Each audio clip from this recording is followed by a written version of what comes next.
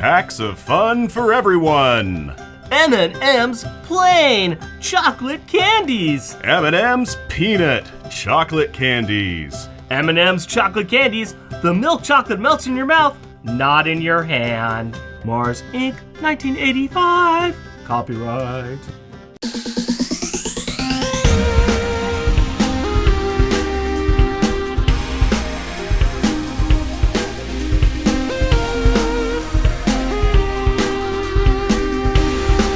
Welcome, dear listener, to our podcast. Jeff and Rick present Unpacking the Power of Power Pack, where we journey through each issue of the most underrated Marvel series of the 80s while drinking beer. Analyzing awesome and amazing adolescent adventures and absorbing alcohol. I'm Jeff. And I am Rick. And I am TJ. Welcome, TJ, to our podcast. It's good to finally be here. I'm sure your audience remembers my curiously attractive timbre of my voice from my radio show I hosted back in 2003 in Honduras on a small military post on Wednesdays from 6 to 8 p.m. Eastern Time. And I'll be signing autographs after the podcast. I just want to say that TJ has been a friend of mine literally all my life.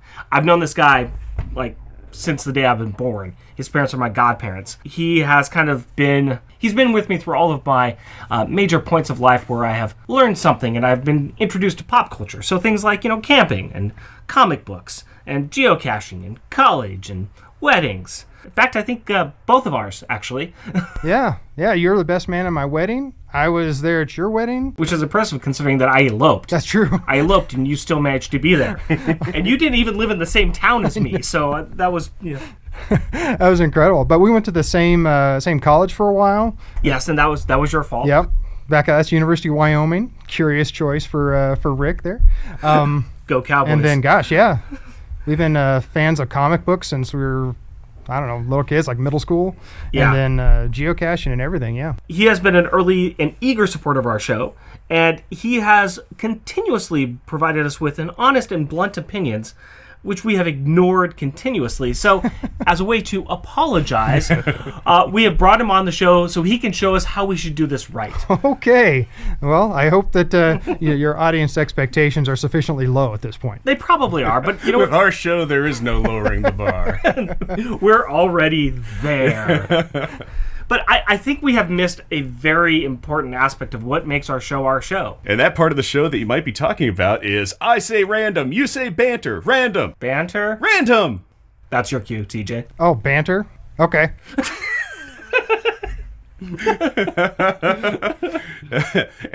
That's right. It's random banter time, buddies. So tell me about your lives. Tell me what's going on. Give me a story. I will give you a story. Mm-hmm. That's a fantastic segue. I wanted to just do a kind of a shout out because we are recording this at the beginning of February, and I wanted to take a moment during Random Banter to talk about Black History Month. And I kind of thought about this as I stumbled across an article the other day about a comic book from 1953 called Weird Fantasy. It's Weird Fantasy 18 from EC Comics, and there's a short story in there called Judgment Day. This is a fascinating tale about a planet populated by sentient, self-replicating robots, originally built by Earthlings being visited by a representative from Earth. The Earthling is evaluating the society to see if it can join the Earth Federation. The human quickly determines that the orange robots have segregated the blue robots, even though the only difference is the shell coloring. After denying them entry into this future Earth's Federation, he advises the orange robots to ask questions and really examine the reasons, education, and their past that's led their society here. The last panel of this comic shows the human taking off the opaque helmet that has been kind of blocking his view, and it reveals that it's a black man. This is a book from 1953, and it's brought up a lot in comic book circles as this really progressive comic back in the day. It was a really nice tale that was hid in the back of this sci-fi fantasy type comic, Weird Fantasy from EC Comics, but it's this beautiful little story, and I thought it was just nice to kind of bring some more recognition to it as best we can on our show. So. Okay, yeah, I've never heard of it. No, neither have I. That is absolutely new to me. Yeah, you can look it up online, and you can find panels for it that have been scanned. I highly recommend you check it out. It's Weird Fantasy number 18, Judgment Day, and it's by Joe Orlando. Okay. So. How about you, TJ? You got any random banter for us? I do. I tell you what, I'm 43 years old, almost 44 years old, and I've got a 17-year-old son who on Thursday is going to get his driver's license. That's a big day. That's a big day. Yeah, I've been driving him around, I've been driving around since he was born, but he's been driving me around for the past couple of weeks, sometimes terrifying, sometimes thrilling. But the truth is, he's going to do great. But I tell you what, that's going to be one of my children out there driving all by myself. I can't protect him. I can't tell him what to do. And it just terrifies me. You'll be fine. You'll be fine. I hope so. I'm probably going to need a hug, but yeah. In a house with 3 sons, hugs. Yeah. Hugs, I'm sure, is pretty... is a rare commodity sometimes. Yeah. I'll take a hug from just about anybody at this point. I just need one. Hey man, if you want to borrow that car, there's a rental price and it's paid in hugs. Dad, just my son, just tell me everything's going to be okay. Make me believe it. Tell me I haven't made a mistake for 44 years of my life.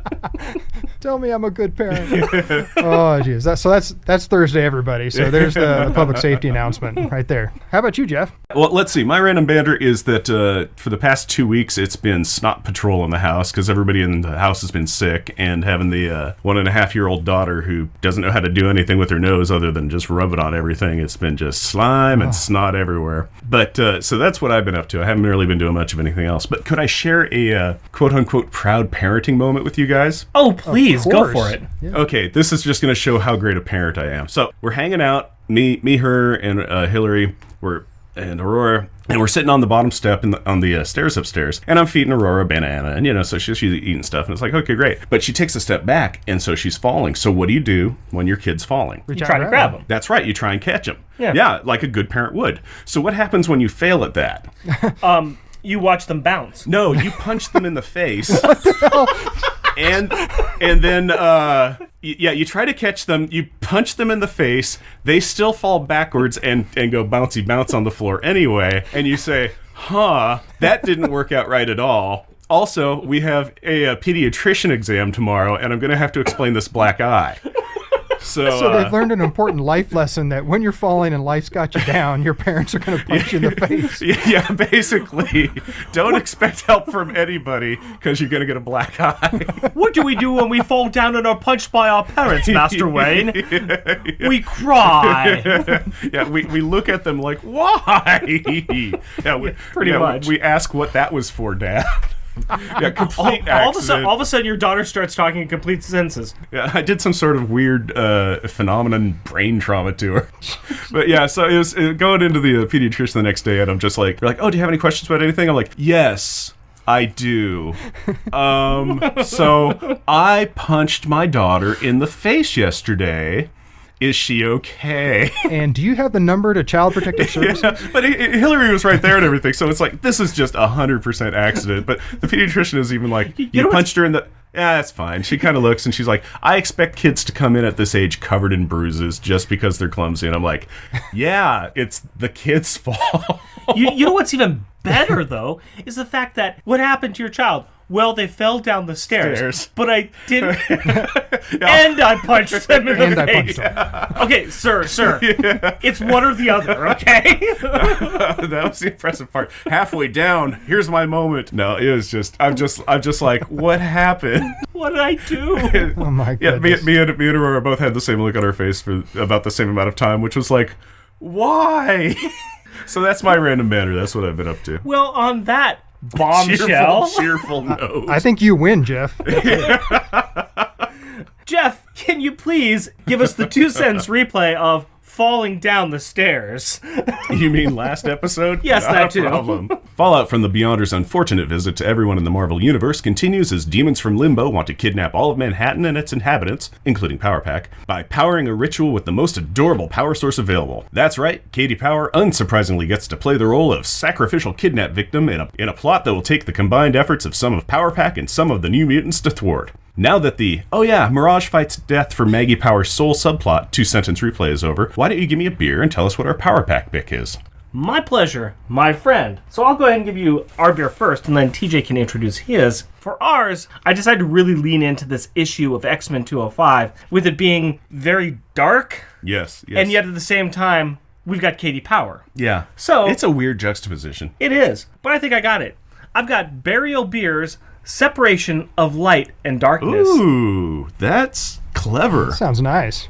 That is very, very clever. That's a neat looking bottle, too. Yes, I'll let you go ahead and read there. Ooh, hey, it's got story time. Yeah, the cover has kind of robed crow figure with a scythe in front of a moon and clouds and a sun in the sky. It looks really cool. But then story time is mixed culture saison ale with Carolina peaches, the inception of our wildest dreams and most simple desires. This season, our beloved mixed culture ale is made with North Carolina barley and wheat from Riverbend Malt and aged in our Brunello, Frodre, I don't know what those are.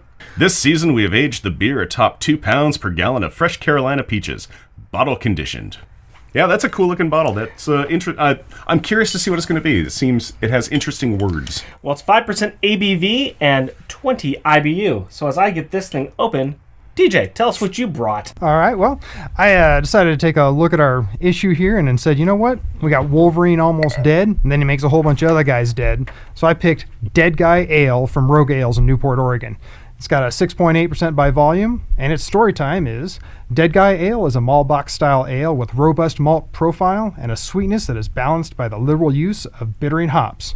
Gratefully dedicated to the rogue in each of us. Huzzah, Rogue Ale. That's a nice brown-looking ale. That's good. I usually am a stout guy here, but looks like it's going to be sufficiently dark enough. I mean, you can't read a newspaper through it, so that's one of my tests there. But let's see here. Well, Dead Guy Ale is very good. Now, you know what? That's pretty good. I've had that That's many. good. That's a good I've beer. had that many times. Whereas we've got a very clear. This is almost like lemonade-y color. Yeah, it's a Really fizzy lemonade. kind of saison style. Well, it's got sediment that's floating around and bouncing and dancing in that too. That is a fizzy beer. That is kind of crazy. It's like a heavy kind of coloration lemon juice. It has a nose on it that's really is pretty fruity. Saison type of a Yeah, ale. Yeah, it smells like a saison. And cheers.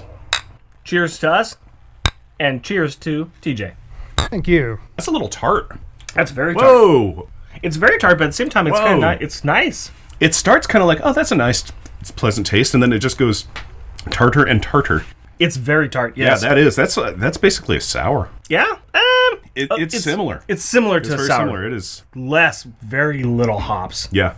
I don't even think hops have touched this. This is. It's still got the bitterness quotient, but it's wow. It's got the very heavy citrus, but I would say it's more along the barley and the wheat. That's really where I'm getting the real kick. No, I like this one. This is nice. This is gonna be a little bit lighter than the story we are about to read. But tart and bitter as well. How about yours? How's yours taste, there, TJ? Oh, mine's wonderful. I'm going to be putting away 2 or 3 of these, by the way. So you're going to have to do a whole lot of editing toward the end of this show. That's fine. That's fine. I don't care. Okay. I have to deal with Jeff, so not a problem. He has to work around Between me a lot. my There's all slurred these words times where he's just and his phlegm, then and we'll have nearly my 10 minutes of phlegm and episode. also just me going on tangents. We're just like, hey, as an aside, blah blah blah. Just start talking about other stuff. While we still have our wits about us, Jeff, why don't you give us the opening credits? Uncanny X-Men, issued number 205, May 1986. Wounded Wolf. Credits: writer Chris Claremont, artist/colorist Barry Windsor Smith, letterer Tom Orzechowski, edited by Carl Potts, editor-in-chief Jim Shooter. Featuring Logan, a.k.a. Wolverine. He is the best at what he does, and what he does is scare little children and mentor young women. Katie Power, a.k.a. The Energizer, member of Power Pack, 5-year-old superhero who can disintegrate matter, turning it into energy, which he can expel into power balls, voiced by my daughter. Guest starring. Now, normally we save this for characters already introduced, but this is a small cast book, so we'll get the other 4 characters out of the way. First, we have Wade Cole, Angelo Macon, and Murray Reese. They were the 3 mercenaries who worked for the Hellfire Club, one of the X-Men's biggest adversaries. During one fight back in X-Men 133, these 3 guys were set to take out Wolverine. It did not work. They got hacked up pretty bad and were left for dead. This is pretty cool, though, because this is a classic Claremontism, by the way. The way he remembers or finds tiny plot threads from the past and weaves them into current stories.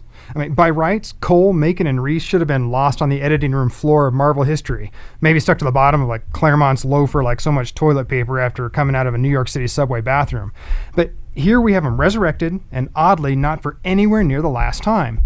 They play a huge roles in X-Men Future, and even in the big screen in the movie Logan. That is very correct. We also have Yuriko Oyama. Her father was the inventor of the process that bonded adamantium to bones, the same process that was used on Wolverine. After her father's death, she went after Wolverine to avenge her father for the theft of his ideas, and, to a certain slightly confusing extent, the theft of her destiny as the adamantium host. After losing to Wolverine once, she went searching for more power. And she found it. Boy, howdy did she ever. We start this issue with some amazing art. We see Yuriko's body, naked and covered with wires and circuitry and mechanics, emerging from a biomed transformation pod. That's what makes this art so special, and especially the artist as well. Sure, she's naked, but she's obviously much more machine than woman, and I think that most readers don't really see her as being unclothed, but instead as being, unboxed is really what I'm thinking. Watching from above is the three mercenaries and another figure named Spiral.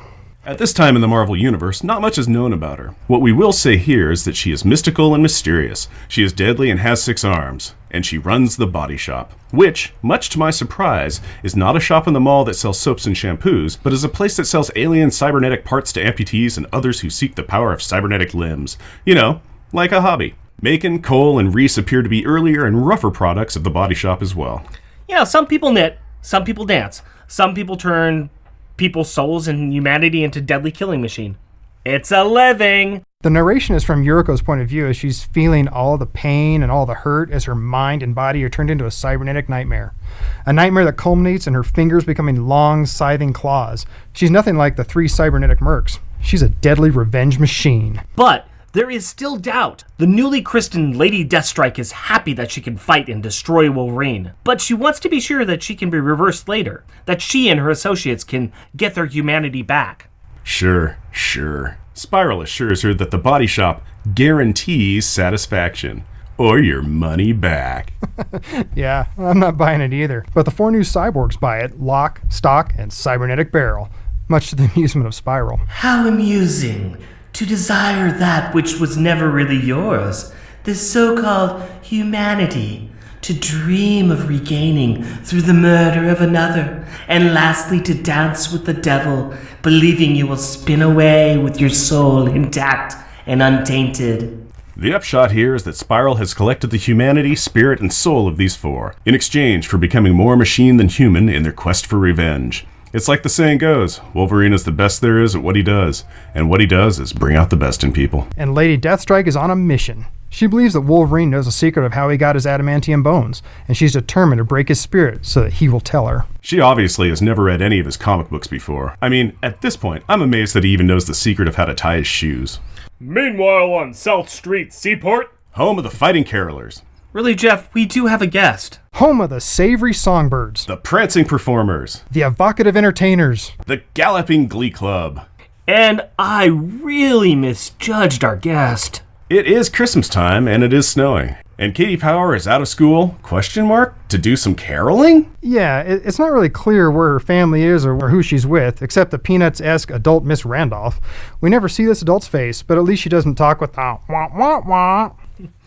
We start with Katie and this strange guardian in the lavatory washing their hands. Katie does have some internal commentary about hating being so short that she can't air dry her hands. Instead, she disintegrates the water off them. And she giggles because it tingles, which is super cute. Katie bundles up and heads back out with Miss Randolph into some nasty snowy weather, trying to join up with the other carolers. Katie hears someone yelling right before they get plowed over by Cole, who is firing and yelling out a report to Reese. Boom! Macon's down, but I got a clear shot. Man, who'd have figured this crazy mutie could even move after what Deathstrike did to him? And he runs off into the storm. Katie gets up and starts looking around for Miss Randolph, but instead, finally, after 6 pages, finds the title splash page. And a nearly naked and bleeding Wolverine. Wait, I have confirmation here that Katie is with her school. She's wearing a tunic thingy with some laurel leaves and a PS-87 on the back. Jeff, why are you staring at Katie's back? 'Cause I don't want to stare at a nearly naked and bleeding Wolverine. He scares me. Yeah, we're often scared of those things we love most. I think Abraham Lincoln said that. No. He said, don't trust anything you read on the internet. I'm sure I read that somewhere. Anyway, 3 things happen at once. One of the mercs calls out to Logan. Katie starts to ask if it is really Mr. Logan, and Logan pops his claws right in front of Katie. Sneak! The claws! They're part of you! Mr. Logan, are you going to hurt me? Then the police show up to arrest the bad guys, protect the innocent, and everything's fine. That would be nice, but not quite. While Katie may have the right thought, i.e., when in trouble, go to the police, El Senor Claw Dude, being a hunted superhero, does not trust the boys in blue. More than that, Wolverine is not in the right mind place for that right now. In fact, as the coppers approach, Logan picks up Katie and runs off into the night, not saying anything except a low, rumbling animal noise. You gotta understand, at this point, this is not your friendly neighborhood Wolverine. Well, I mean, it is, but he's a little worse for wear and has reverted to an animal. Not unlike Rick when you've been hiking for miles chasing the last geocache of the day and you suggest to him, politely, that it might be okay if he goes one day without a find. Hey, say, Rick, do you remember that time when we were camping and you got us lost in Jedediah Smith State Park and your parents were so pissed? Nope. Nobody remembers that. We can't talk about that, and we're just going to ignore it. We might ignore that, but Katie is not ignoring the fact that she has been kidnapped by her supposed friend. Stop it! Stop it! Stop it! And as they run deeper into the night, Katie calms herself and remembers that she is a superhero and can stop this nonsense. She starts by launching off a powerball and blows it up right in front of them, Zapow! which causes them both to go tumbling into the snow. Katie is now cold, but she solves this with a Costumes on! Then she starts to talk to the exposed, balled-up, injured mutant. What's wrong? Don't you know me? Mr. Logan, are you sick? No answer, but Katie keeps talking and starts to answer her own questions. Seeing that he's covered in blood and figured out that he's been hunted by the guys with the guns and that she needs to protect him. How cool is that, guys? The youngest member of Power Pack, a 5-year-old, takes on the role of protector for Wolverine of all people when the situation calls for it. She also wonders how anybody can be hurt so bad they forget how to talk and just make growly noises, like an animal. For some people, Katie, it's a really short trip. She coaxes Logan to stand and to follow her away. She can't find a phone or a place to sneak into, but she does find a cab. Thinking to herself about how angry she is at missing the caroling. Hey, she worked really hard at memorizing all of the verses of Batman Smells. She jumps out and yells for the cab to stop. In the name of love, before you break. No, Rick, for the love of God. Go to your room and think about what you've done. Katie heaves the hairy hero into the hack and gives a quick explanation that her uncle was beat up. Did a pretty fair job of it too, looking at him, poor devil. He is not a devil, even if he's as scary as one. And as they start driving away, Wolverine senses something and pops his claws. Snicked. And then pops the door, Tash. Rich. tosses Katie out, Ay. and tosses out the cabbie just before Reese fires. Fodoom. And hits the now empty cab, Lamb. to some explosive results. Kavoom. Wolverine! And if Katie was a little scared before, now she is terrified. Wolverine is still acting like an animal, not speaking, and she cannot help but start crying as he once again picks her up and takes them out of the frying cab and into the fire as he launches her and himself over a fence, down a ravine, and into a construction site. Home of the digging dozers, The conquering cranes, hammering jackhammers, the recoiling riveters. the liberating laborers. Wait, this is not even how that joke works. There wasn't even a meanwhile in sight. Maybe it was hidden by all the snow? They land hard. Katie takes the fall pretty well, but when she realizes that she has a bloody nose, she starts to yell at Mr. Wolverine, saying that she hates him and wishes they'd never met. She quickly changes her tune. Really, she is just angry and frustrated with the situation, like anyone would be. She apologizes and says that she will get him home. And it seems for the first time that Wolverine starts to recognize his friend Katie. It seems that through all the conflict so far, Wolverine has been healing from whatever Lady Deathstrike has done to him prior to the opening of the story. But something is still loose. He only seems to be able to talk in Japanese. Weird. You'd think that after his body finished control of deleting his brain, he would revert back to speaking as native Canadian. My body is leaking like a good jelly, eh? Need me some of that bacon and maple syrup and some socialized medicine. Whoa. Really? Yeah, you know what? I'm really not proud of that one. Anyway, while not completely healed, Wolverine starts to take a more active role in his survival. This is a pretty silly part, though. Logan is talking to himself in Japanese, saying that he knows this little girl, but not himself. Then he howls. Apparently, like everyone that writes for him, he has forgotten that Wolverines are not actually wolves. Katie takes pity off on this strange and confused little man and yells, "Costumes off!" removes her school choir vest, and wraps up her friend, making him the new bass for PS-87. Domo arigato. Mr. Roboto. My daddy had the same look in his eyes when he thought my mommy was going to die. It was like he lost everything that was important to him. With me, Katie girl, it's pretty much the same. Mr. Logan, You remember. You're yourself. Not yet, not by a long shot, but I'm getting there, thanks to you. And none too soon, because Lady Deathstrike and the Reavers are on their tail. Boom! Now that Wolvie's starting to get better, he recognizes the danger and pushes Katie and him to get cover. As they run, Lady Deathstrike waves off Reese from taking an easy shot. Real rookie move. She wants to take him down by herself. Never, ever lose such an easy opportunity. It's like she was uploaded with all the Bond villains' poor decisions. Lone Wolf and Cub make it to some shelter. Been waiting to say that for a while, haven't you? Oh yeah. Oh yeah. Again, Wolverines are not wolves. Meh. Once they stop, Katie is ready to enact some bloodthirsty revenge on these villains, telling Wolvie that she will blast or disintegrate them. And Logan kills that plan quick. He informs the Energizer that this is not cool. She may want to help, but killing's not something she should be part of. And I don't really think it has anything to do with her being a girl or her age. I think it more has to do with her innocence. Yeah, right.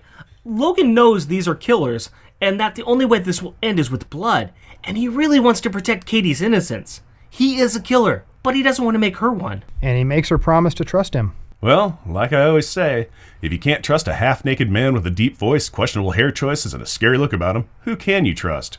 You know, looking at you, and sitting next to you on this couch, and hearing you say things like that, really makes me question a lot of my choices.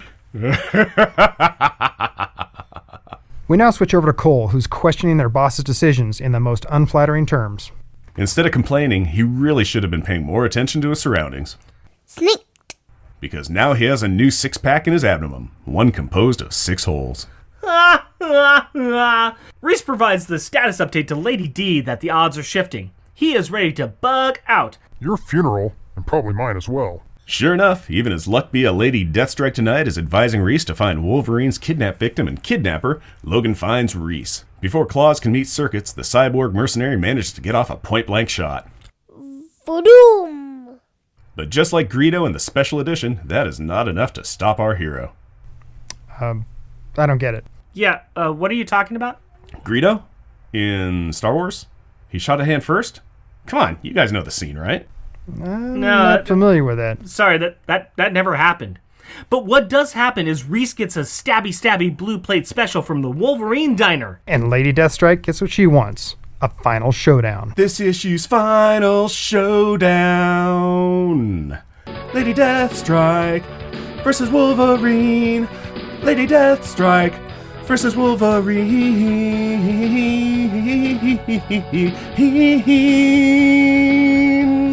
And yes, my lighter is up in the air, waving back and forth. So Wolverine and Lady Deathstrike face off in a hero versus villain climax. And in the process, they dissect the central issue of this conflict. Yeah, nature versus nurture. Sort of. Paper versus plastic? Huh. Closer. While Wolverine was the recipient of the adamantium bonding technology, this comes down to the conflict between a killer with natural abilities and one with cybernetic abilities. Now, Lady Deathstrike does have some ridiculous clawed fingers, more than a match for Wolverine's claws, and she's fresher and less injured. As they fight, we find out why she is doing this. Yuriko is her father's daughter, and she has to honor his names and dreams. Logan reminds her that the man is dead and the dreams were mad. That should matter, right? Nope. She's bought into this traditional honor/madness trope and is fighting because in her cray-cray mind, this is the only way out. After much slashing and blood and broken parts, Wolverine wins, as if there were any doubt. Lady Deathstrike lies in the snow, broken and bleeding, wires and components strew the battlefield. She tells Logan that she has been dishonored and will die without having won back honor for her But father. Wolverine leaves her somewhat alive, or at least as alive as her cybernetics will allow her to be. She claims that as long as she lives, her father's dishonor will require her to keep hunting him, and she asks Wolverine to kill her and set her free from this requirement. Instead, Wolverine sheaths his claws. Snacked. Earn it. Wolverine walks back through the snow, and we find Katie hiding behind a car with her hands over her eyes. I did what you asked, Mr. Wolverine. I didn't see or hear a thing. Wolverine tells her that there is a part of him that will always be wild, but that he's also a man, which means he has the ability to choose to do bad things, or more appropriately, choose not to do them.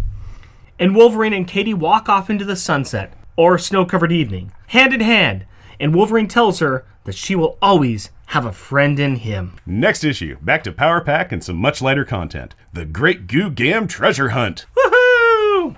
You know what time it is? It is Power Pack. time. Touche, Cecil.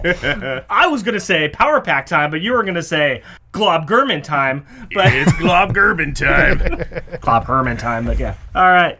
Let's talk about this cover. I mean, the big thing in this issue is the art. That is like the central thing. I think the art, the Wolverine legacy story that kind of comes out of this, and, you know, Lady Deathstrike, but really what sells this entire thing is this Barry Windsor Smith art. So if we look at the cover of this page, we have, I don't know, something right out of body horror here.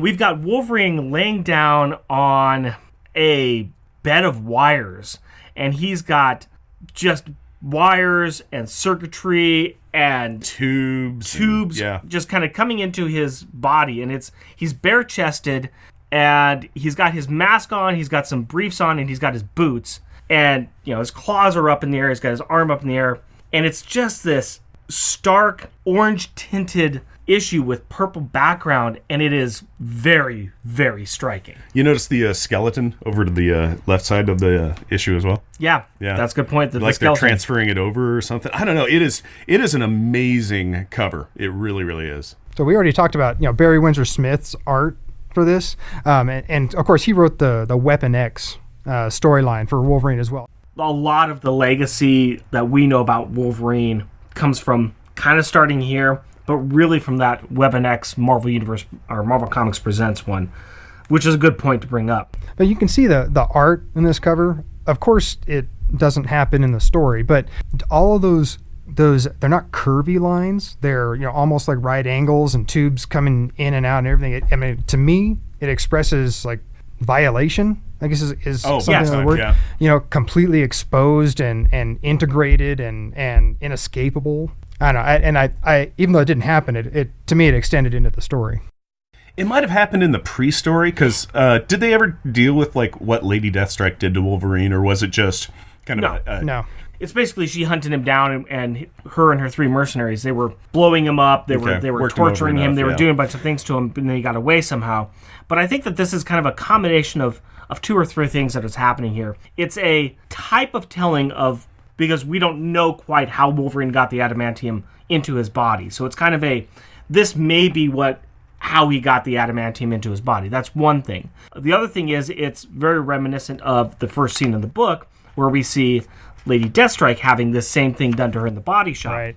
And then a third layer that's on top of it is kind of like you guys were saying, how this kind of is what happened to Wolverine before the story starts. How did they really injure him so badly? What were they doing to him? Like maybe they caught him, and this was their way of trying to go, okay, we're going to get the secrets of adamantium out of your body. That's yeah. it. That's so probably the torture. And so then it might just be like now they're going to transfer, like a test subject, transfer it over onto a skeleton next to him. Or it's hard to tell. It's just, it is an amazing cover that is like always stands out in comic covers, and also is very much, like you were saying, invasive, unescapable, and it's just violent. It is a Saw franchise cover, basically. Yeah, and it's something that really it leads you into the book saying, hey, guess what?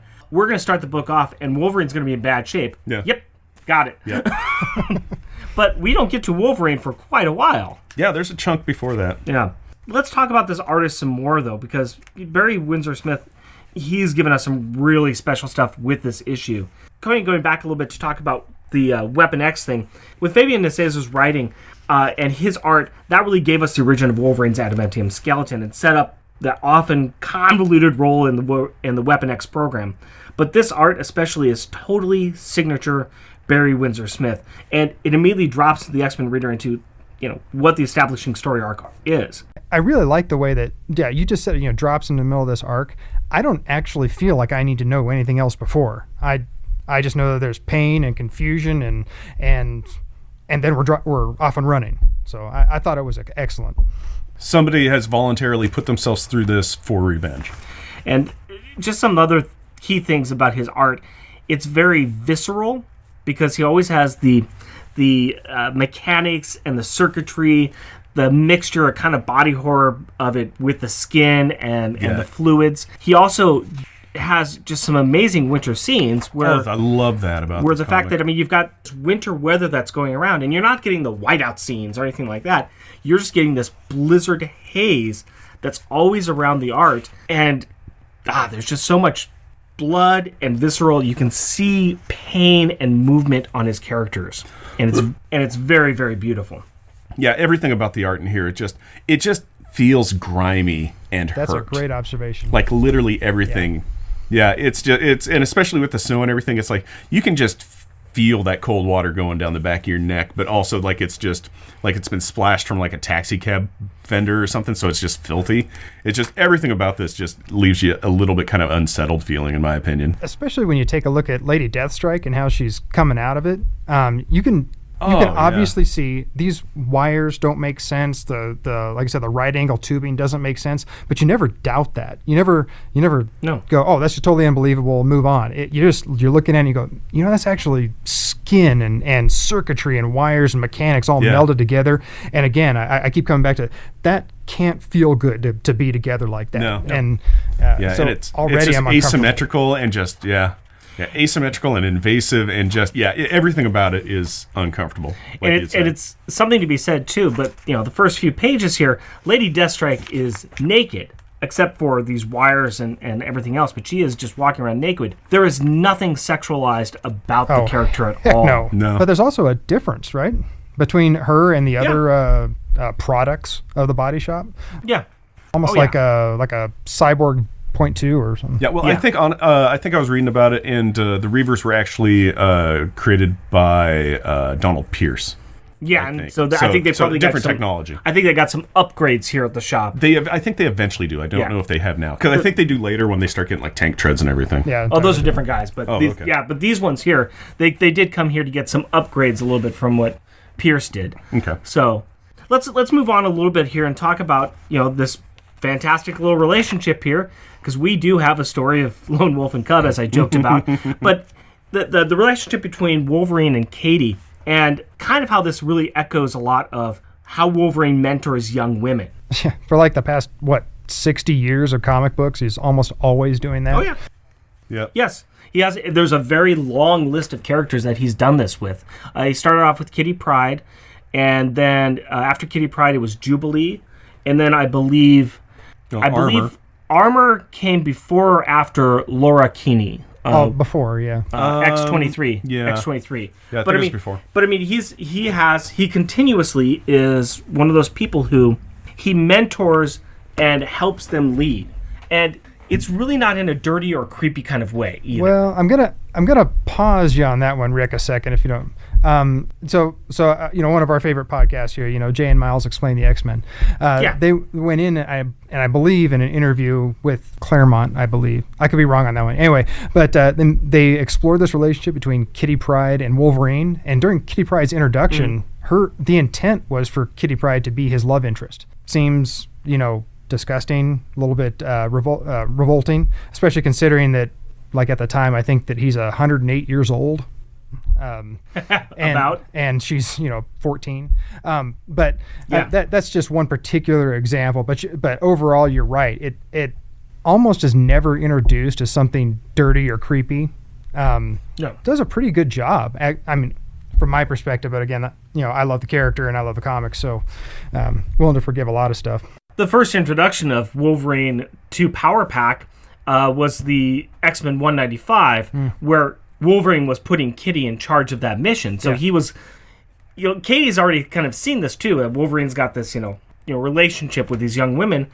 And I do like the fact that we've got probably one of the youngest superheroes here having this conversation with Wolverine. And I'm going to get back to that a bit when we get to the library card too, because there's some real interesting parallels with the Wounded Wolf thing. But then also talking about kind of the mentoring thing, I would honestly say that Wolverine doesn't mentor Katie. I just see it more along the lines where they're friends. They're friends. That's they're really friends. what it boils down to. They're friends, but I mean, you're correct. You're correct here, but I mean, it's something that could occur easily, and I could see it happening. It could be one of those what if storylines that goes down the wayside, and it would not be too much of a stretch of the imagination. I don't think Katie really necessarily needs mentoring from Wolverine. No, she's got Alex. Her own family. Well, she's got her own family structure. She's got Alex. She's got Julie. She's got Jack. Yeah. So she's got her own family structure. The characters who Wolverine mostly gets involved with, they're the ones that, even though they're part of a team, they still are the individuals in the team. You know, Yeah. Kitty Pryde was the youngest. She was definitely the youngest X-Men. Yeah, and she was sent off to the school. Yeah. Okay, I'm with you. You know, Laura Kinney's got her own issues. So there's a lot of that goes into play there as well. If there was a what-if story where something happened to the rest of Power Pack, I could see there'd be some fascinating comics with Wolverine and Katie, you know, especially with how destructive her powers are. She's more destructive than Wolverine is. Yeah. Yeah. That's what I wanted to talk about. Of the Power Pack children, I mean, excepting Franklin, I suppose, she's about the only one with a genuinely offensive power. Yes. Yeah, the others kind of make weight around it. Yeah. Yeah, and so, I mean, in this regard anyway, they are similar, right? You can decide to destroy, or you can decide to help or create or, be a good person or not, right? Yeah, and I think that's a big theme of this book, too, is just the idea of you're in a bad situation. You're in a horrible situation where you're being attacked. Now, thinking about somebody who's a little bit older that's really in this kind of situation, or thinking about what our daughters would do in the situation as young as they are, you know, we would tell them, cause injury to the person that's chasing you and run away. Don't go offensive against them. Do it more of a defensive posture. Whereas, you know, where you'd get more to your son's age, you know, maybe part of that defensive posture is causing a lot of damage to them. But I mean, it's an interesting juxtaposition and double standard, but fair enough. Okay. No, I'm not doing it. I am really it's not. An age thing. It's an age thing. It's completely an age thing. Because I know where my daughter's strengths and weaknesses are. Yeah. I want her to run far, far away because she just does not have the power, size, or anything else that she can use to really stop somebody. And it has nothing to do with the fact that she's a female. I don't know. I'm thinking Carrie can hold her own against 3 Reavers, I think, and a cybernetic, razor sharp hand killer. Only if a magic pony has given her powers of destruction. Let's talk about the Reavers. I'm gonna move down a little bit here. Okay. Let's talk about these Reavers a little bit since you brought them up. So, the first members of the Reavers were originally members of the Hellfire Knights, the club's private military force. They originally came into being when the mutant, Mastermind, attempted to mentally control Jean Grey in a bid to join the Hellfire's Club Inner Circle. Yeah, can you describe I mean, people ought to go back and look at that issue if they can. These guys, they're absolutely the same as every other Hellfire Club guard. I mean, they're even wearing masks, for crying out loud. Right, except that they were given names. So I mean, all of this comes up with this lovely scene where you've got Wolverine trying to enter the secret club alive through the secret sub-basement entrance, and he's attacked by these 3 guys, and he injures them badly with the claws. Yeah. And this is early on in the X-Men run. This is still kind of in the 70s where the comic book companies were still nominally going with the comic book code. So, it was understood that these guys were dead or, fatally injured. They pulled these characters back and have them in here, and not only here, but also in future issues, like especially when the X-Men go down to Australia. Oh. Yeah, the Siege that's when they Perilous. come back, yeah. These guys in Lady Deathstrike, they really are used very well in this setting of going through the body shop, having these kind of modifications made to them, and being kind of, here's regular guys, here's regular people that have chosen to, in the attempt to stay alive and attempt to have something to fuel their hatred for. Revenge! Can you just take a moment here and think, those Reavers in this issue and even in the Australia storyline for the X-Men could have been anybody. You didn't have to give them a backstory. Nope. And so what kind of a person has written 200 issues of X-Men, just X-Men for that matter, and all the other books he wrote, and goes back to issue 133 and remembers 3 dudes he offed in like 6 panels, left for dead, and comes back and... I think you actually said that because when in J. M. Miles Explaining the X-Men, they've talked a lot about this. Chris Claremont was a master at dropping these little threads throughout his storyline and then coming back around and picking them up. To bring back Power Pack into this, during some of this time, one of his editors was Louise Simonson. And so she That's was true. kind of, she knew about this stuff. She had her own book, Power Pack, going on. I would like to know the conversation that went around saying, hey, I'm going to do this story. I need to have somebody in here. I'd like to use Katie Power. Give me Power the Pack. baby. Give me the baby. There's got to be a fantastic storyline. I would love to ask her about that, or Chris Claremont. just to see how this came about, how they used this character. Because, bringing in Reese and Macon and Cole, and okay, we need to have, the child to save Wolverine. Who we're going to use? What scares you guys the most about this book and about these characters? Lady Deathstrike's forearms anytime she claws out. Because they just look wrong. Yeah. And it's like they go from being arms into kind of just like a splayed out pipe thing. Yeah. I don't know. I would all of that is is like traditionally scary. So the part that I kept coming back to was when Macon and Reese, when the Reavers are talking to each other, I got to thinking, how are they talking to each other? They probably don't have a walkie-talkie or anything like that up to their mouths. And I got to thinking, they're probably just communicating with the radios inside their brains, with the server and the modem located next to their kidney and the on the hard drive in their left thigh. And I got to just thinking, this repeated image and theme throughout the entire issue of these machines are inside you. Now you're connected to everybody else that I've created. Nothing's private. Nothing is your own. You're functionally a gear inside a larger machine. Mm-hmm. It just hit me like that, and it's probably not even intended in the comic. But man, that's what I was feeling. Yeah, there is just the cybernetic feeling, the Borg feeling of what they are and what they've become. Yeah, it's creepy stuff. My daughter had real problems going through this book. I didn't know if I was going to have my daughter read this book or not, but I had to read it. We had a good conversation about it afterwards. But all right, that's an after-school special waiting to happen. All right. Yeah. She didn't hold back. She said that this book scared her, and you know what? When I read this when I was a kid, it scared me too. Mm-hmm. No, there were parts of this book that stood in my mind for 30 years or something. Yeah. Where it's like I didn't remember it entirely, but there were images of it where I'm like, I completely remember that like it was yesterday. So yeah. I'm going to go ahead and move us forward to the library card because I actually have one here. And this is kind of interesting, but I looked at the title of this book, which is called Wounded Wolf. And there is a short story called Wounded Wolf by Gene Craighead George. Now the summary of it is Rocco, who is a wolf, an actual wolf, has become injured during a hunt. And it's also during the season of starvation. Rocco has to struggle to survive. And at the end of it, he is later rescued by the pack leader, Kiglo.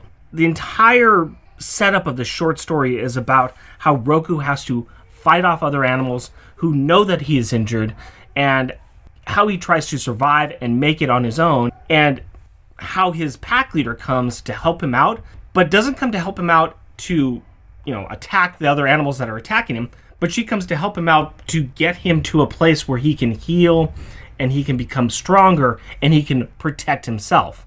So the pack leader is not coming in and actually saving the person, but coming in and supporting the person. I kind of was looking at this and just seeing the really amazing comparisons that exist within what the story is and what the book is here.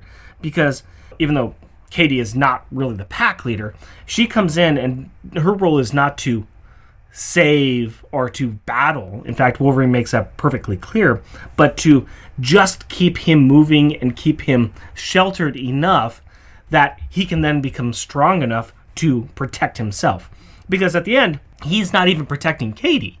Yes, one of the mercenaries is sent after to find Katie. Yeah, for a hot second. For a hot second, but that doesn't even happen, and it shouldn't be part of the story because Katie could probably protect herself in that circumstance. Mm-hmm. I have no doubt in my mind that Katie could actually take down one of the mercenaries. Mm-hmm. One of them. Yeah. 2 or 3 of them probably gets a little dicey, and that's not even what the story is about. The story is about that she is just protecting or helping him become better as she goes through.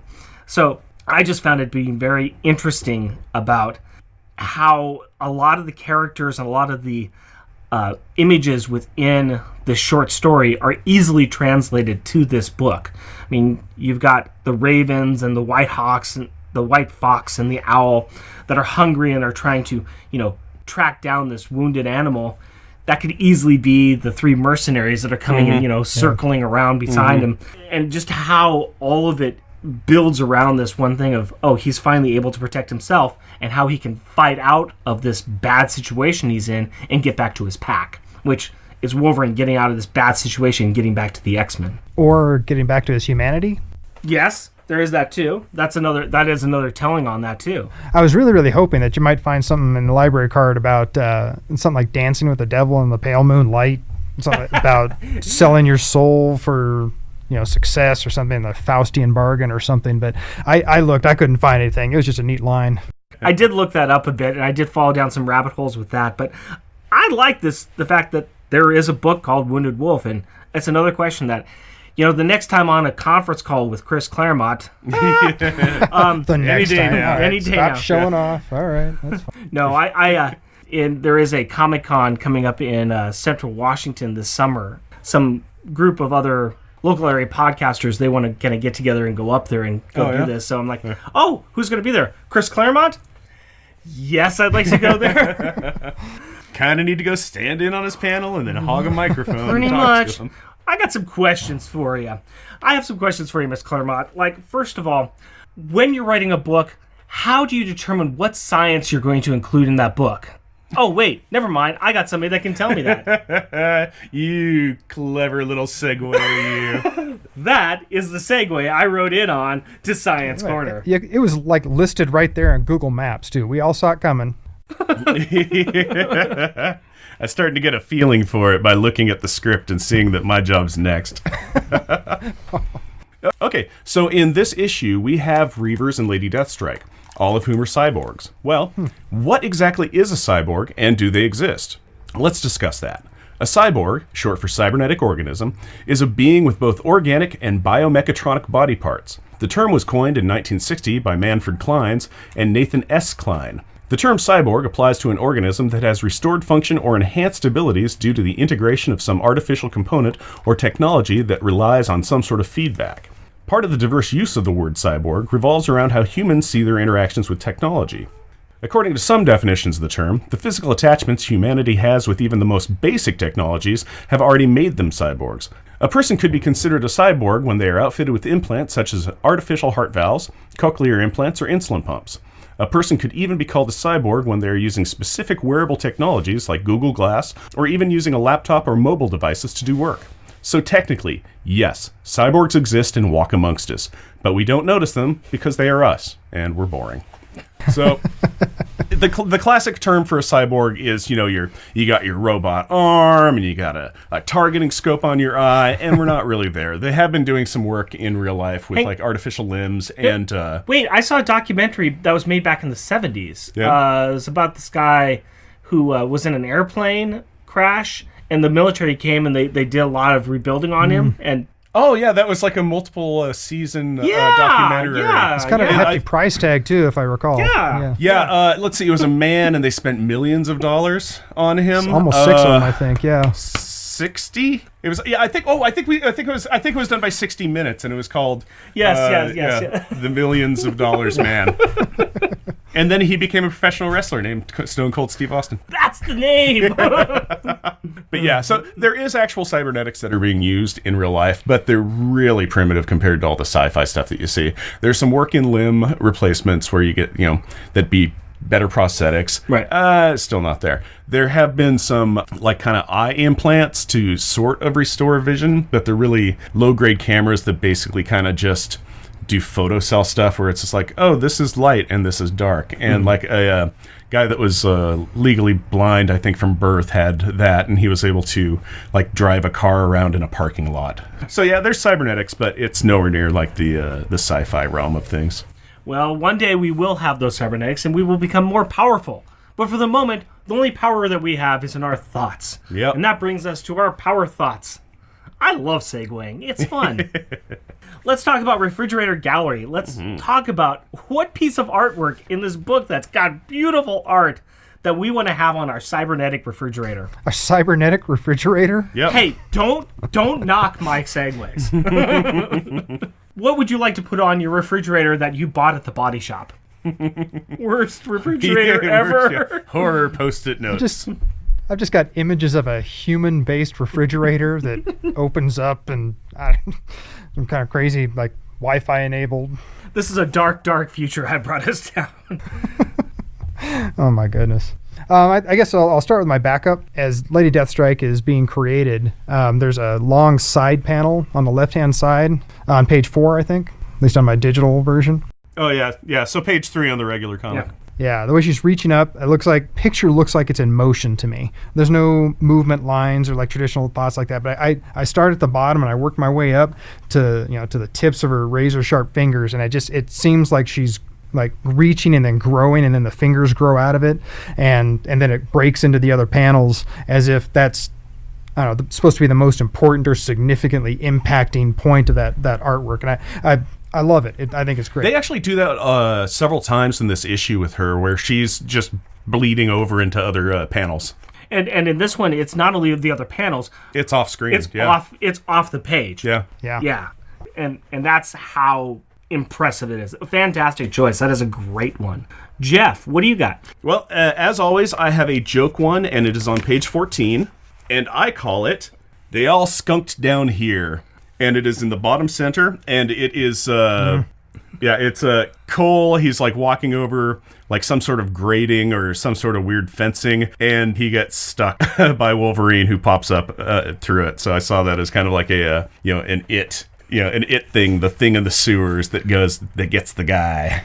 Fair enough. I like it. I have one comedy one as well. Okay. And I'm going to bring it back on page 8. I think that's going to be page 9 on your guys's. Yeah, digital copies are always one page ahead. And this is the top right-hand corner, and it's where Wolverine has grabbed Katie, and she's shooting out a Powerball into the sky. It's not your normal Powerball, because it kind of hits something, and it explodes out into possibly the most colorful thing we've seen in this entire comic. Yeah, it's impressive. So I'm saying, oh my God, I'm being attacked by Dazzler. So we can't say enough about the artwork, but when I looked at this panel the first time, I just bought into the whole thing. And so when she let off this Powerball, I assumed that she burst in, basically like white light or natural light of some kind.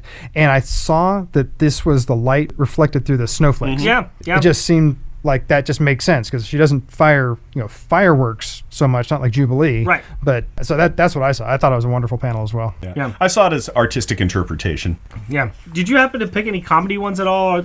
No, I take my comic books very, very seriously, Rick. No, I didn't really see all that much comedy in this, except obviously when the Reavers get taken down almost offhandedly, really, in sort of like a Rambo First Blood-esque type way. Let me toss it back over to Jeff then and say, what's your backup that you have? My backup is on page 6, and I call it Christmas Scaroler. Yeah. I had this as my backup as well. The splash page of Wounded Wolf, of Wolverine standing there in the snow in front of Katie as she's just... Even though you might know this person, this is not what you want to see coming out of a snowy blizzard. Yeah, the burly, bloody rage machine popping out of the blizzard. Just it's like, and Katie's there calling for Miss Randolph, seeing if she can find her, and instead discovers old Wounded Wolf himself. So it's great. The splash page is amazing. Yeah, the splash page is fantastic. You see though that he doesn't have his claws popped, right? No, not yet. Not yet. Well, yeah, I just thought it was interesting that usually when you reverse back to animal form, it's all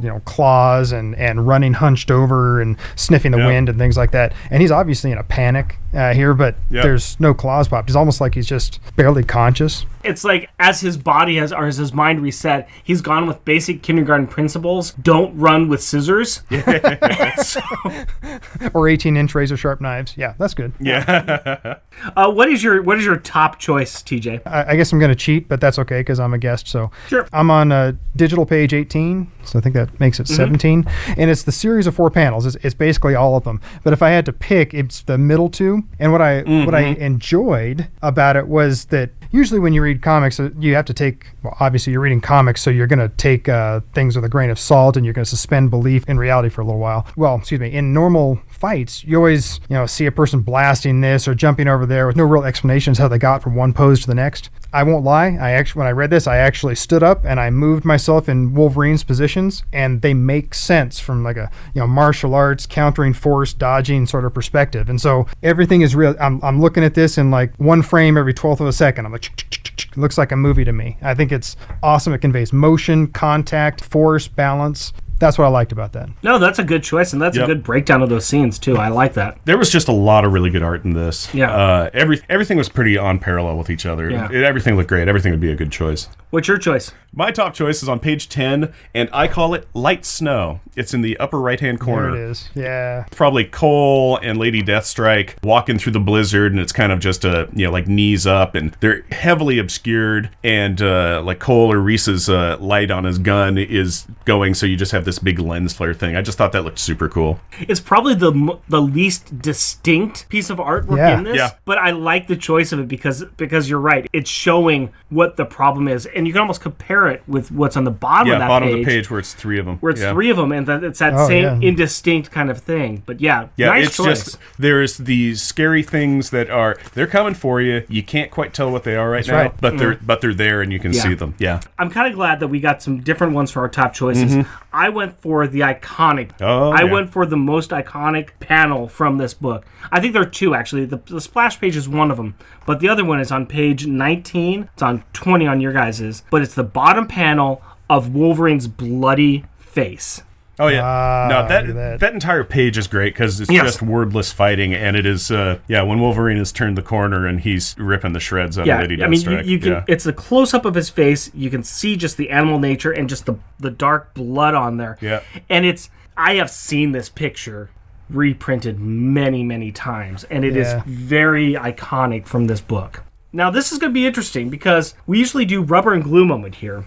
There is some insults. I don't know how. Not many though. I don't know how childish they are, but there is some insults. So There's a handful. Let's dig through this. Let's stay with a gag. Do you have any that you want to throw in there as backups? Let's start backwards here. How about you, Jeff? I have a backup one, and it is on page 12. Yep. And it's Katie. Yep. Yeah, there's only so many. I think there's 3 things in here, so we'll probably have the same ones. But yeah, it's Katie yelling at Wolverine. This is after they've fallen into the construction zone, and she's got a bloody nose, and she's all, "I hate this. I hate you, Mr. Wolverine. I wish we'd never met." Oh, I've got one a little bit different, and it's is it the rotten girl? Yeah, it's an insult to herself, which is her saying, "I didn't mean to say such a rotten thing. I'm a rotten little girl." So she's actually doing a childish insult to herself, but once again, I love this scene. I love this interaction there where she's having a one-sided conversation through most of this book. Yeah, pretty much. And I like that even at her age, she's having pretty logical conversation with herself about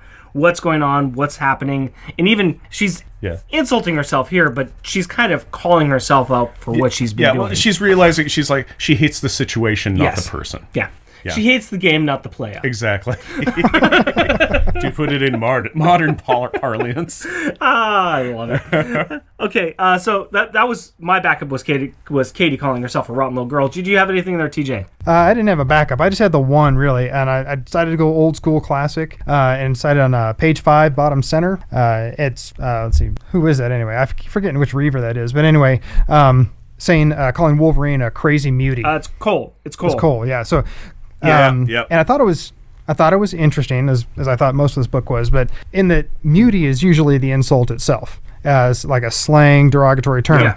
But when you say crazy mutie, you're implying that the mutie isn't crazy, or at least isn't bad normally, at least in my head, in my amateur psychology degree here, telling me that you identify at least as a different person like a mutie, and saying crazy is the insult. So if you're a Reaver and you're mostly cybernetics, as we've learned from Cowboy Jeff, and you're not quite human, and you're not actually a mutant, at least not really. I don't know. It seems like he's sort of identifying with him and then saying, of our subset, you're the crazy one. Yeah. Jeff, where's your best one? My best one is on page 15, and it's Wolverine. And this is after... I missed it. Is it Macon or Reese? It's Reese. It's Reese. Yeah, it's Wolverine's leaping at Reese, and Reese plugs him one at point blank, and he's all, "Nice try, mutie. That was point blank. No way he could have survived." And Wolverine's all, "Guess again, chump." I just missed that. Guess again, chump. You are amazing. That's just great. It's like you just got shot in the face at point blank, and you all have a quip and some claws. He used to join the exclusive Chump Club now. He's been called Chump by Wolverine. Yeah, exactly. I've been called Bub twice and Chump once. And I've been cut up multiple times. How many times did Wolverine stab you? Lots. You can see them all sitting around the circle at the support group. "Hi, my name is Reese. I was called chump by Wolverine and stabbed through the throat. Yeah, Wolverine cut off both my arms, my legs, and then stabbed me in the stomach. Hi, Reese.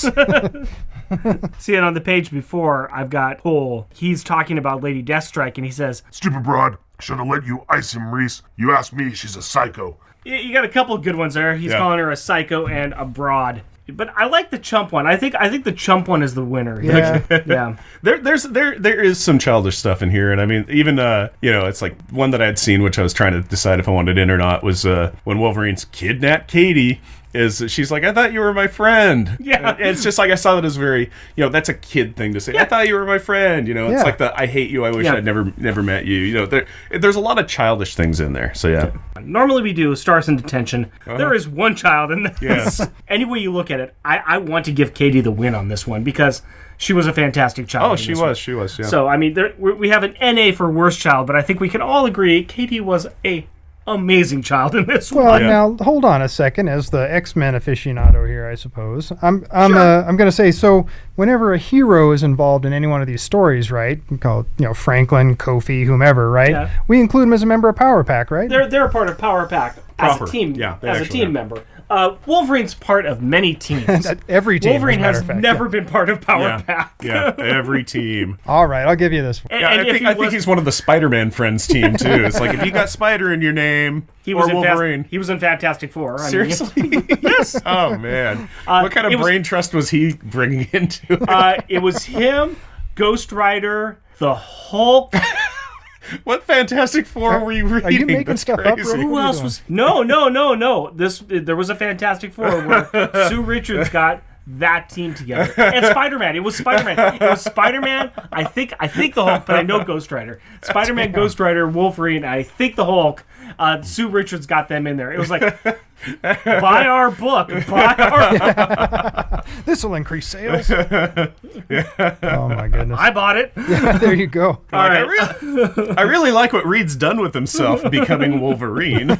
Are you kidding? Yeah, that would be Wolverine. Well, I'm sorry. I do have a worst person, right? Who gets attention? Mm-hmm. Well, I mean, that's got to be Macon, right? He dies off screen. We don't even see him. That's true. This is true, actually. I would say Macon. I would say Miss Randolph. Miss Randolph for losing control of the one student she had to watch. Nope. Oh, I don't think about that. You had one job. Think about the phone call she's got to make to the Power parents. It's like, hi, Jim Power? Yeah. Oh, yeah. Oh, good. Maggie's still in a coma. Okay, that's nice. Your kids are okay, though? You actually got to spend Christmas with them. Oh, and your wife just narrowly avoided dying. That's really, really good. So, good news, bad news then, huh? 'Cause bad news... I can't find your daughter. Oh, well, it's a funny story. There's a blizzard, and a man knocked us over that was shooting a gun. And then a feral homeless guy, I think he was holding knives, picked her up and ran away from the police. And apparently I have just lost my job. Yeah, so... To be fair, Merry Christmas. To be fair, the Powers tend to get lost a lot. Yeah. Let's wrap some things up here before we run out of time. Yeah. We need to rank this bad boy. So top grades.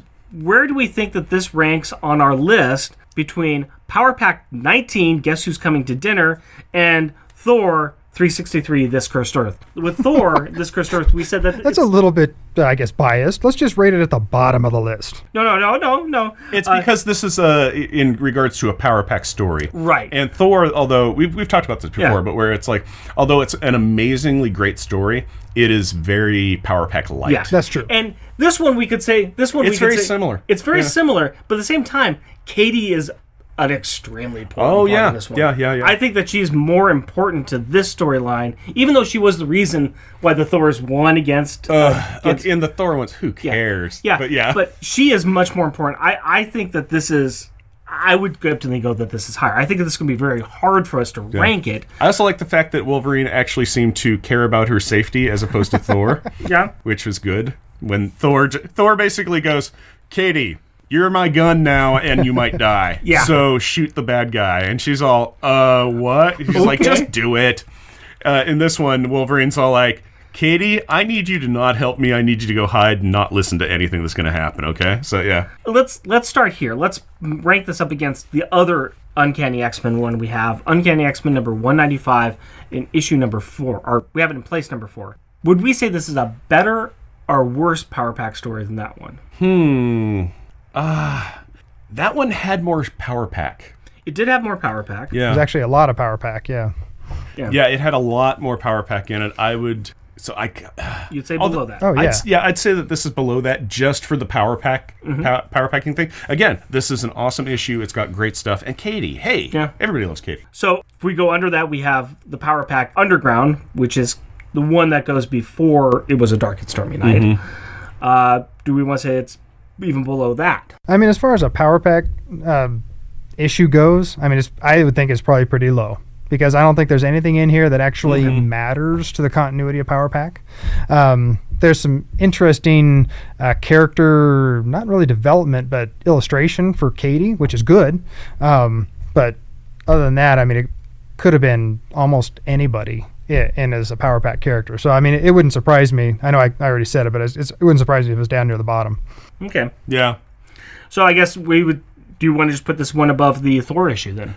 Yeah, actually, that would work out. I'm trying to decide in the Dragon Man milieu of things. I definitely would read this before Monsters. Okay. So we could put it up above the Dragon Man trilogy. I'm fine with that. Okay. Let's go ahead and put this as the new number 18 in between Butterfinger and Monsters. Yep. All right, I'm happy with that. Okay. 'Cause Again, I really like this one. Yeah. Again, it's an amazing story, but it's almost more a Lady Deathstrike story than it is a Power Pack story, and so it kind of in rank it's kind of Lady Deathstrike story, Wolverine story, Katie story kind of thing. So let's do our final thoughts on the beers. TJ, what did you think of your beer? I know I said I was going to get through 3 of these things, but I'm into my third one. It's doing pretty good. Would I buy it again? Yeah. You know, I actually, you guys already know this. There's some outstanding beers out there in the Pacific Northwest. And so it doesn't surprise me that this holds up. And so, let's see, I think that I still like stouts more than this, I'll tell you that. So I'm probably in the 3.5, close to 4. Okay. Where are you going to land on? All right, twist my arm. I'm on 4. All right, 4. That's a good showing for a rogue beer. Yep.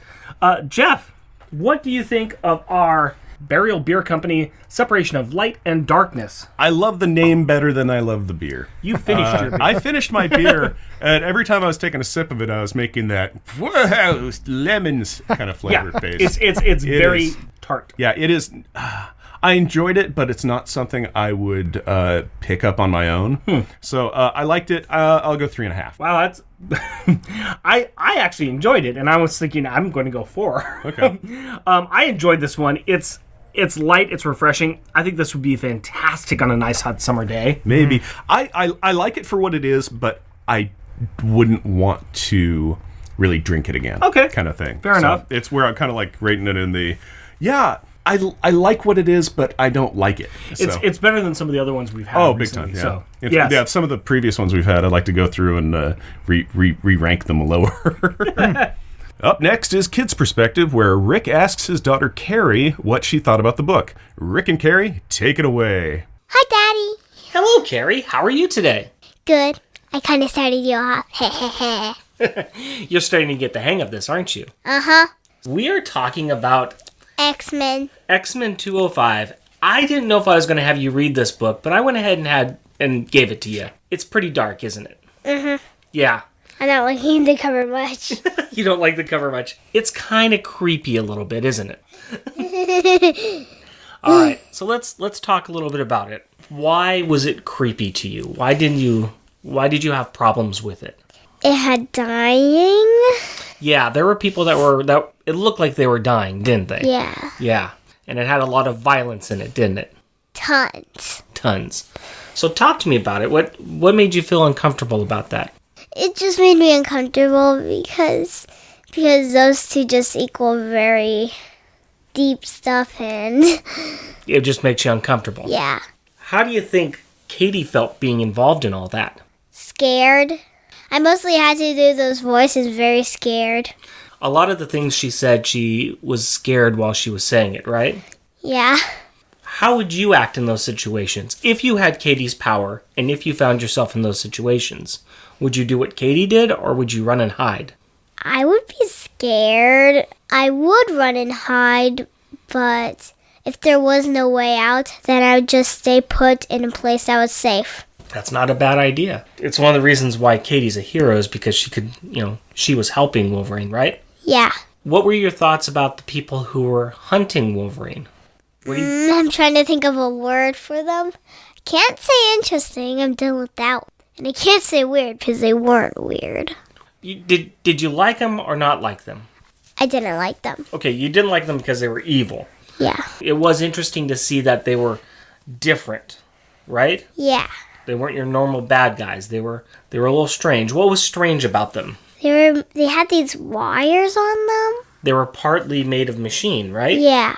And then they- if you looked really close, you could see some body part of them. Yeah, that's kind of scary, wasn't it? Uh-huh. Yeah, you wouldn't want to be chased by people like that. Uh-uh. No. What about Wolverine? I mean, we've seen him before, and he kind of scared Katie before, but also she recognized him as a friend, right? Yeah. So she trusts Wolverine, right? Yeah.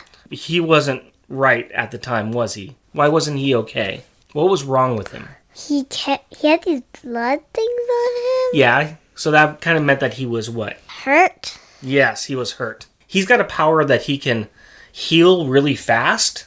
So he must have been really hurt because it was taking his body a long time to heal. Still healing faster than you or I would heal. It was making him kind of an animal, right? Yeah. Katie was scared, right? Yeah. But even though she was scared, what did she do? She tried helping him. So she kind of fought through her fear and tried to help him, right? Yeah. I tried to finish it. And kind of like Katie, I did end up kind of scared. But at the end, everything turned out okay, right? Uh-huh. She was still a little scared, A little but... scared, right. She helped Wolverine until he could help himself, right? Yeah. And then in the end, Katie probably went back to her house and saw her brothers and sisters Yep. again. Yep. So didn't have a lot of power pack. It just had Katie, right? Yeah. That's what I had to tell Mommy. I was like, okay, Mommy, you don't have to be included in this much. I know the book scared you and some of the visual scared you, but what did you think of the art? Did you like the art? Because it's a different style. I'm going to see who it's by. So the art is by somebody named Barry Windsor Smith. And this is the style of art that he does. It's kind of different from what you've normally seen. Do you like it or not? Not a big fan of it. Is that because it scares you? Yeah, kind of. You can tell the difference between the different art styles, though, right? Yeah. This is a little bit more real. Yeah. But Katie looks a little less real. Yeah, just because it's different than we normally see. Yeah. Yeah. She actually looks kind of younger. Yeah, I can see that. She probably is a little bit closer to her age of 5 years old than how we've seen other people draw her. Anything else you want to say about this book? Can we talk about the first part? Sure. Well, not this part. Okay. When she's at her house. Or where she's yeah. where she's about to go singing, caroling? Yeah. Yeah, sure. Well, let's talk about it. What do you want to talk about? I never got to see the head of the person who she's talking to.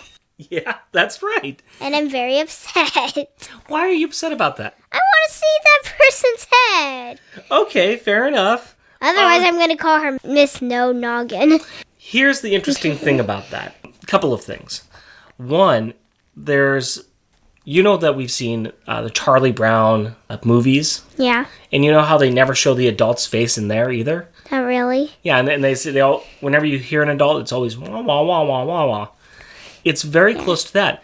The reason why they don't show the adult's face is because... They don't really matter. Exactly. Good job. They don't matter. They're there for a purpose, but it's kind of like Katie's saying, she's only seeing this high. She's only really looking at things that matter to her. It's just a teacher or somebody there. Teacher.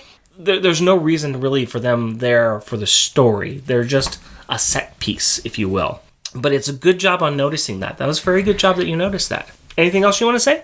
Not really. Well, thank you very much, Carrie. I always appreciate all of your time and the fact that you read this book, even though I know it did scare you. But thank you very much for helping me out. You're welcome. I love you. Love you too. Bye. Jeff, guess what? What? Shout out time! We would like to recognize those listeners that take the time to write in or leave us a review. For episode 22, Thor 363.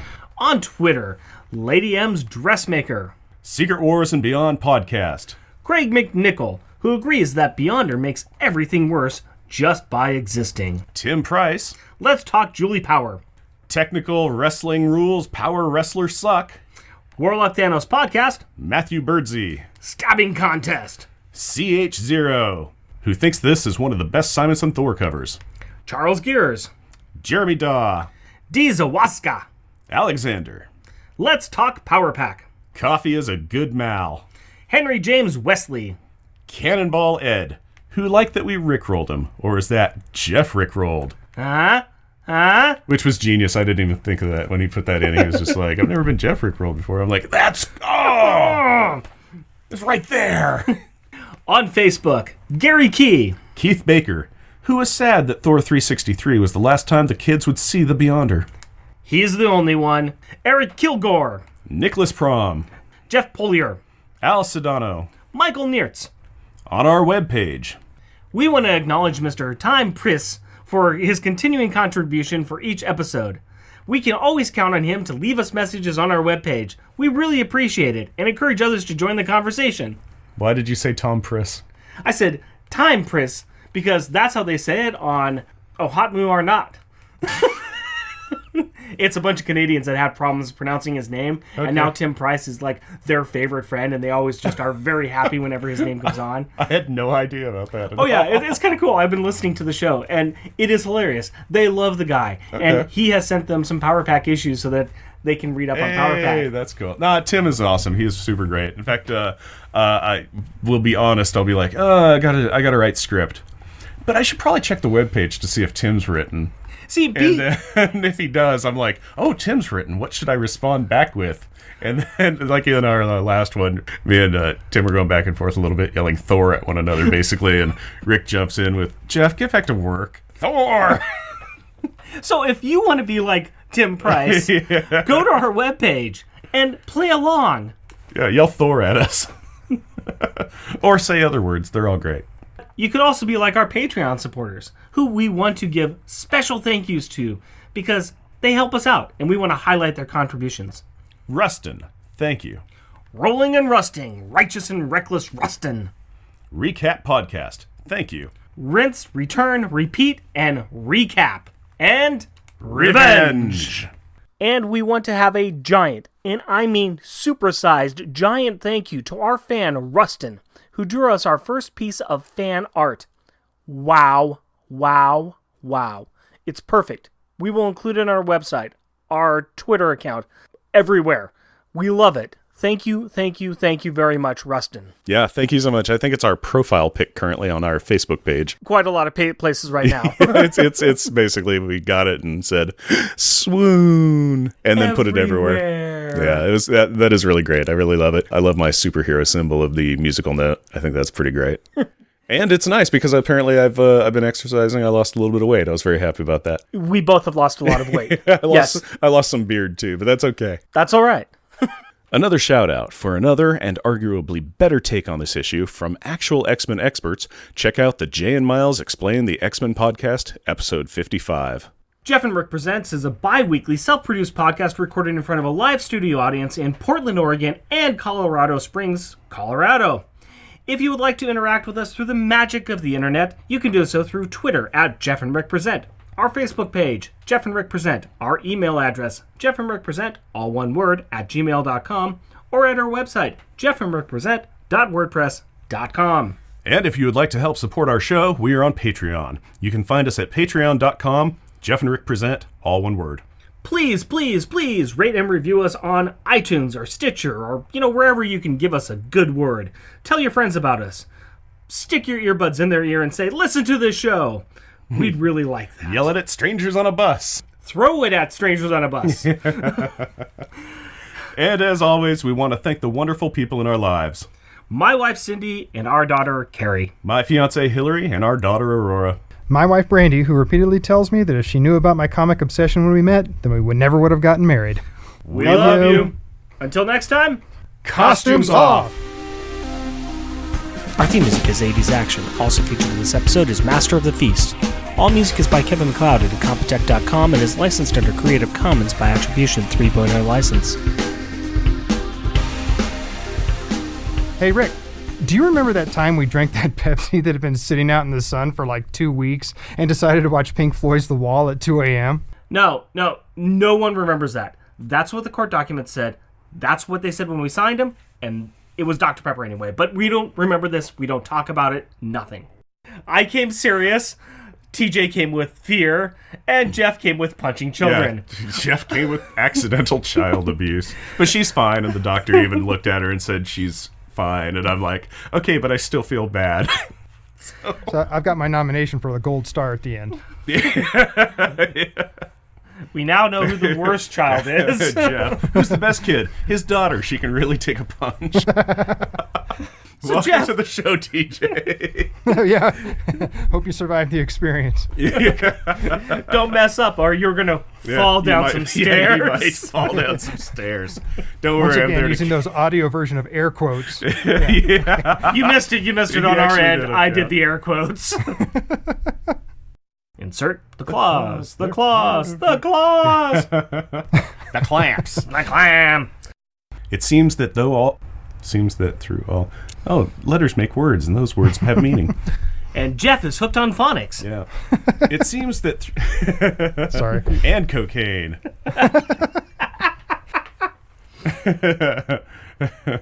Yo, this is an interstate call. That's actually a federal law. Oh no! I meant what did we call it? The My Little Pony Dream Dust or something. Splash powder.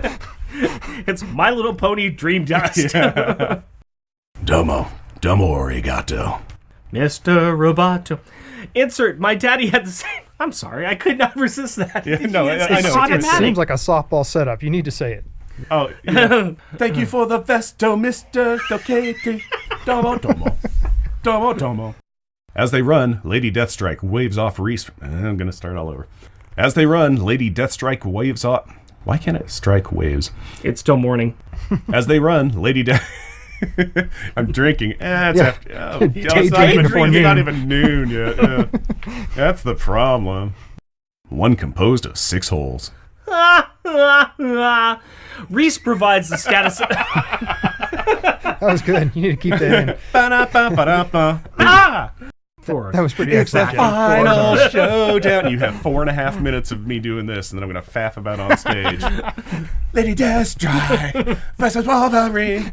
We're doing the first national air guitar solo over here across phone lines. People in the booth are laughing at me. That's great. The Goo Gam Treasure Hunt. Try that again. So the Great Googam Treasure Hunt. What's wrong with you? The Goo Great Gam Go. Do again. Treasure Go Gam. Do again. Gum in my pants, jam in my shorts. I am pulling your beard. Next issue. Back to power. You know that you just parody baited Jeff, right? Katie's friends, Wolverine. Katie's friends, Wolverine. You fought Rivers well. I fought him too. Lady Deathstrike is coming for me and you. Go close your eyes and I'll see it through. 'Cause Katie's friends, Wolverine. Katie's friends, Wolverine. I won't say that was clunky and horrible, but I really don't know how to finish the sentence. My top choice is on page 15. My top choice is on page 10. Okay. Yes, I said. I didn't change my mind. You did. Shut up. Okay. Well, thank you very much, Katie. Katie. Let me Yes, try my name is Katie. Let me try that again. Jeff, guess what? What? Shout out time. That was a spitty shout out time. Sorry. That's okay. We want to recognize those listeners who don't spit on our faces and take this.